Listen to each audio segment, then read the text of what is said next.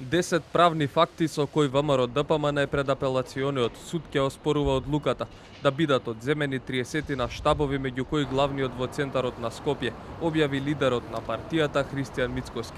Вели доколку повисокиот суд не ја промени првостепената одлука, правда ќе бараат во Страсбур. Според него рокот да се води постапката за овој предмет е истечен, бидејќи бил доставен од страна на специјалното јавно обвинителство. По законскиот рок кој ова обвинителство го имаше за истраги и поднесување на обвиненија. Предмет на конфискација е исклучиво објектот собственост на партијата, а не и земјиштето на кое објектот е изграден.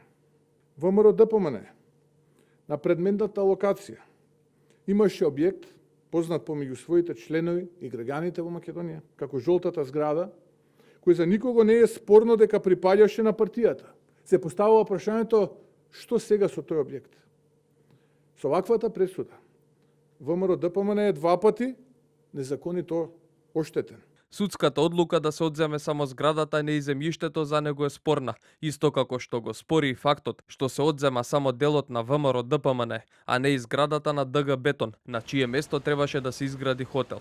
Иако во спорните точки наведе и дека представникот на ВМРО ДПМН во судската постапка не бил сослушан, не сакаше да го коментира образложението на судиката Даниела Алексовска Стојановска, дека представникот на партијата од почетокот на постапката бил поучен, дека е овластен да предлага докази и да поставува прашања, а дека неговото сослушување би било можно само доколку тоа го предложи одбраната или обвинителството.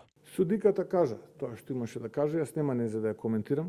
Лидерот на ВМРО ДПМН обвинува и дека судот немал надлежност да го поништи договорот помеѓу партијата и Бетон, но и дека се конфискувал имот без да биде направено супервештачење. Посочи и дека во предметот биле опфатени единствено избеганиот екс-премиер Никола Груевски и поранешниот партиски генерален секретар Кирил Божиновски, а не и самата партија чиј имот е одземен. И додека тој најавува спас за зградата, од младината на СДСМ денеска излегува со поддршка на студентите, кои побараа запленетата зграда на опозицијата да стане студентски дом. Одлична е можноста, откако ќе се заплени овој имот и пресудата ќе стане правосилна, да се отвори јавна дебата. И овој луксузен дворец да се остапи на идните академски граѓани, на студентите од внатрешноста. Владеачката партија преку соопштение вели: пресудата за Талер 2 е потврда за криминално-депски размери на ВМРО ДПМН.